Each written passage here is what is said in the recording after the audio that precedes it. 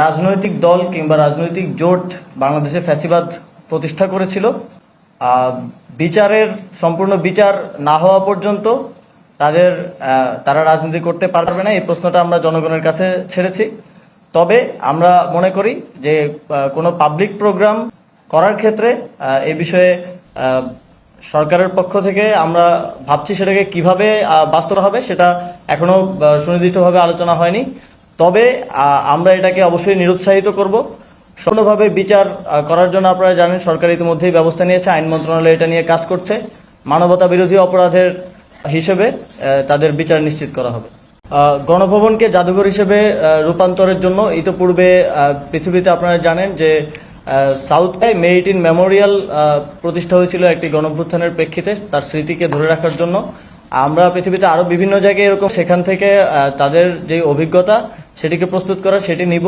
কিভাবে একটি সুন্দর জাদুঘর এবং কিভাবে সময়ের যেই অত্যাচারের যেই স্মৃতি এবং আমাদের শহীদদের স্মৃতি কিভাবে সংরক্ষিত করে একটি সুন্দর জাদুঘর করা যায়, খুব দ্রুত দৃশ্যমান পদক্ষেপ নেওয়া হবে এবং গণপূর্ত মন্ত্রণালয় এবং পররাষ্ট্র মন্ত্রণালয় যৌথভাবে এই কাজটি সম্পন্ন করবে।